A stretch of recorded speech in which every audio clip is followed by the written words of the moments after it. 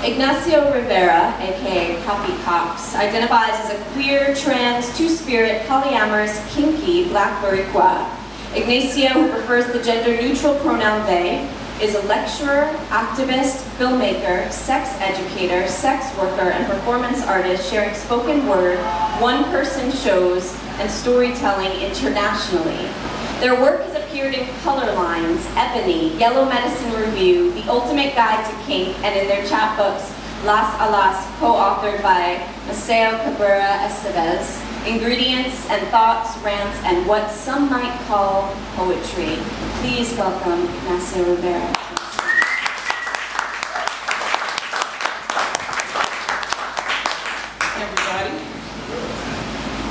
I've been racking my brain trying to figure out what pieces I want to read today.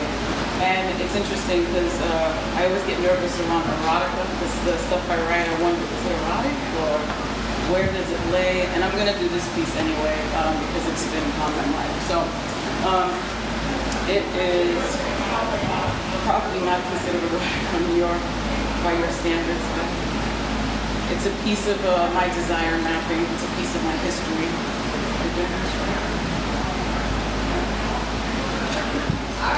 Okay, got it. Okay, and I probably won't even be ready. You fucked me. You fucked me good.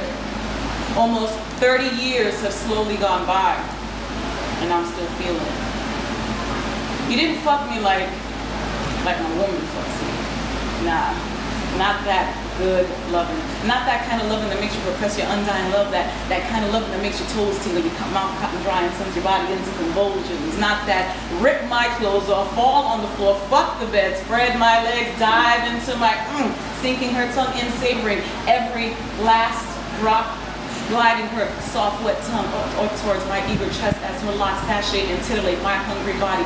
Locks, then her tongue lie into my belly button, passing my stomach higher and higher until she's circling my chest, teasing them, then sucking my hard nipples like a newborn's first taste.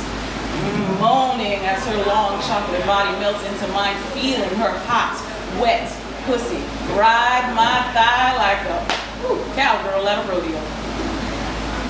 No, not that kind of fuck. You fucked me good. Over 30 years have slowly gone by, and I'm still feeling it. Dirty stories you whispered to me in the night, nasty pictures of the Papí's mattress you made me see, 50 words you shouted, words that Mommy said only bad people say, bad strangers say. Mommy told me all there was to know about strangers, but she didn't tell me about you, my blood. You fucked with my mind, you fucked with my body, you fucked with my life. I felt humiliated as my naked, undeveloped, flat-chested, no pubic hair, ponytail wearing body adored you, feared you, fucking loved you. We shared a room and through the years, our twin beds, my comfort turned into a queen, making your sick love easily accessible. You taught me things I wasn't ready to learn, things I didn't want to know. Stuck in my mind, stuck in the past, I want to get the fuck out. Feelings of confusion, anger, and bitterness consume me, wanting the hurt to explode out of my body like an erupting volcano. Beautiful, powerful pulses of strength, boiling to its climax of fury. My wrath uncontrollable, like a lava-filled mountain, stunning to the naked eye, but inside grows the reservoir of hot magma soon to rupture, longing to release my years of guilt and pain, crippled by fear.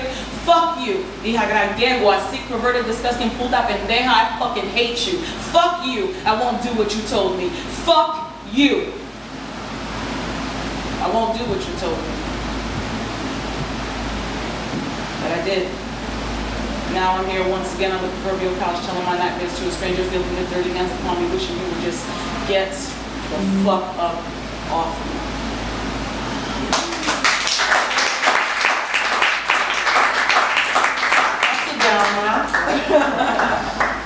But like I said, that's a part of my history. It's a part of my sexual history, and it's intertwined for me. So, to lighten it up a bit, we sat toe to toe, asses on hard, cold linoleum, whispering, is not to wake up our kids. We shared a room, and for the first time, I liked my roommate. Not like that other girl leaving clutter and mess, letting her kid run around and touch everything, my things. My new roommate was different. We got along. Our room clean and big, not cramped. Enough room for the rats to run around in their own space, picking up crumbs the babies left behind and surviving on my milk that escaped my child's lips and dripped, dripped, dripped to the floor. We sat toe-to-toe talking, occasionally getting up to smoke stolen cigarettes out the window, bodies half dangling, roses in contained vases, slowly wilting, bent on the sides. We were there temporarily, talking of dreams, fantasies, apartments we would have, how we would entertain, have backyards, pets, a minibar. We dreamt together. We stood up late that night talking about love. I watched her lick her two-tone pink black lips, darker with time from all the pot. She talked about loving them boys, the men. God, I dreamt about loving her. I wanted to taste her lips get higher and suck her brown nipples, smell her womanhood, hold her thin body to mine, dream of her always. Held back the urge to spring up and float to her softness, touch her face, look into her slanted eyes. We sat toe-to-toe, leaning up against the wall in her bed. We sat there dreaming. I sat there fantasizing. We sat into the holler of, "Lights out!" Ass is cold on hard linoleum, whispering, dreaming, wondering, and I secretly love.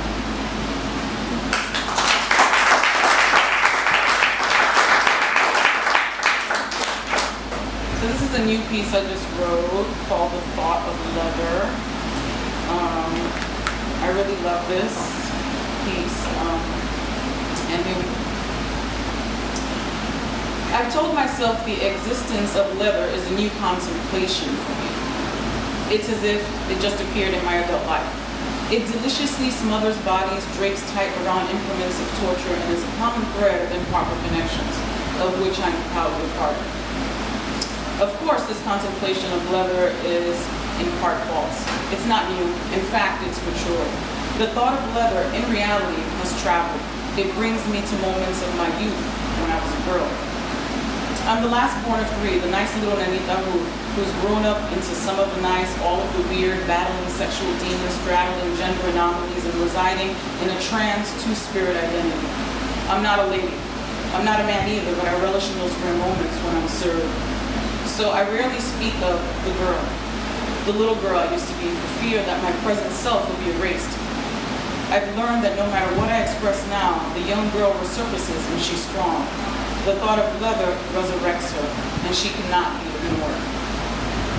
The thought of leather, or the feeling brought about by leather, invokes flashes of picture-perfect storylines I've been ashamed to tell until today. The feeling always takes me to the hallway closet of the apartment I grew up in. It's the closet my family used to hang up our jackets, coats, and store our sweaters.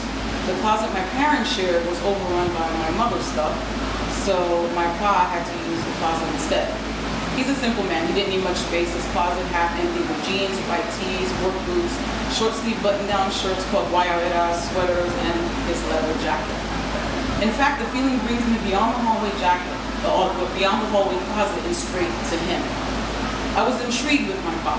I wanted to be with him always. I'd wait for him at the threshold of our apartment. I'd listen for the elevator to slowly creep to a halt and open up. He'd waft out and walk quickly towards the apartment, towards me. Efficient, stern, and quick he was. I'd hear the rustle of his leather jacket. I'd often try on. It draped over me heavy, the arms hanging low to the ground, body puffed on the sides. I was lost and held secure by it. I anticipated one flip-flop flip in the house and the other cheating the threshold line. My right eye tried desperately to defy biology. I thought I could will it to curve just a little to see Pa walking without being seen. Rather than biological defiance, my body, not my eye, curved out and popped out, revealing myself and being excited. Excited, I ran to him. Pa always acted surprised for my benefit. He'd whip his cool police shades off, drop to one knee, and wait for my powerful pounce and embrace. I sunk into his body, his jacket. Life was pumped into my lungs as I took in the merging of his scent, leather, beer, and cigarettes. That was his essence, his machismo. Papi was everything. He kind of looked like a Latino wolfman Jack, full beard, mustache, a head full of wavy hair bordering an afro. He scooped me up into his strong arms, walked the rest of the way to our front door. I'd nestle my small nose in the crook of his neck and the rising of his leather collar. I felt safe. That strength and safety embraced me for years. My dad was a blue-collar worker, but I worked in his last job for 25 years, 22 years at the site where the towers once stood, and the remaining 3 elsewhere, after they were taken down. He worked the night shift. He arrived home every night after midnight. My siblings and I would already be tucked away in bed, but nonetheless, Bob had a ritual to complete. He'd smoke a cigarette out front before entering the apartment complex, rode the elevator up, entered our home, and beelined it to our rooms, first checking in on my brother, ending with my sister and I. For years, I thought he only checked in on me. I was the baby of this house, and this baby. His scent would clean the room as he cracked the door and peered in.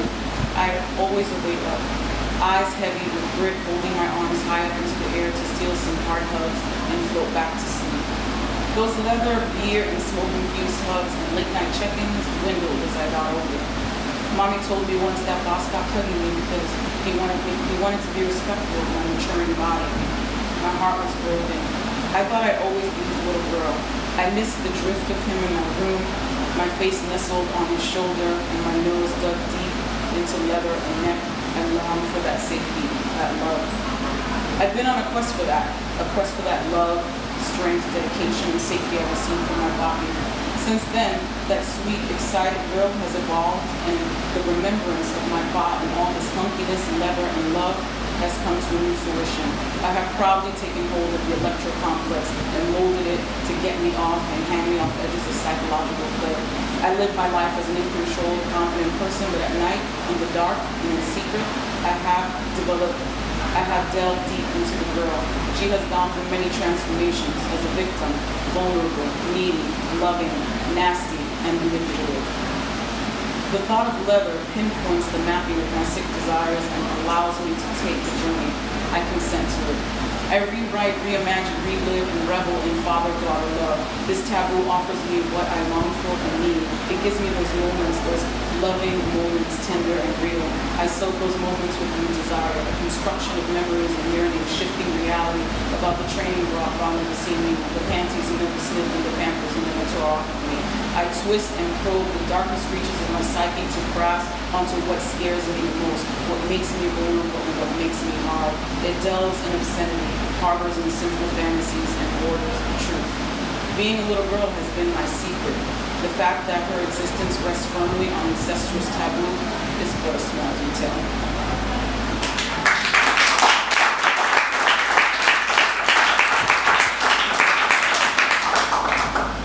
Okay, I'll end with not a heavy one. I always think that my shit is too heavy. Weirdo. That's okay. I like being weirdo. This is called Touch. It's an older piece, but I love it. Do you touch yourself? Turn down the lights, lay in your bed alone, and spread your legs and feel your thighs. Guide your exploring hands around your breasts, finger your nipples in a circular motion. Do you touch it, sliding each hand in the canyons of your outer lips and quivering thighs while your thumbs rest on your black, curly bush, the tips of your fingers almost touching the crevices of your ass, moving slightly upward to tease the soft virgin skin that separates your southern canal from your pussy forehead? Do you rub your clit, starting off licking your middle finger, making it moist enough to temporarily substitute for your girlfriend's long, educated tongue, using your pointers to spread your lips as wide as they can go, using your previously saturated fingers to tap your butt to stimulate it like your lover does when they spank it, then touching it softly, rubbing it, flicking it, making it hard and big. Your pussy overflows with the juicy screams while your inner thighs are feeling wetter and hotter and hotter and wetter. Do you make yourself moan as the wetness drips off your inner thighs onto the bread spread, quickening your touch, rubbing your shit harder and faster, your hips pulsating, moving up and down, swaying to the masturbative motion, releasing echoes of ecstasy that fill your room? Do you fuck yourself, relieving one hand from the holding position to explore your fingers eager and anxious, slipping and sliding into your throbbing cunt, the other keeping a constant rhythm feeling with your clit. Your ass lifts and crashes onto the bed, pelvic thrust up and down, your wrist cramping with delight, seeking 2, 3, 4 fingers into your pool of lust. Do you make yourself come while you breathe uncontrollably, while your heart banging on top of your chest and on your clit, your nipples upright and erect, upright and obedient, your stomach tight and solid, your crotch full of your fingers, full of your feeling so extreme, it's too immense to take anymore, but still your finger, you rub it faster and harder and faster, your feet dig into the bed, knees bent, bracing yourself, preparing yourself, needing and wanting it. So, do you touch yourself? Thank you.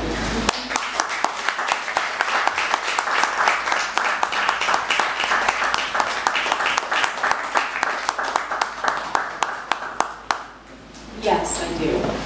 Thank you to Maceo Rivera. We have one more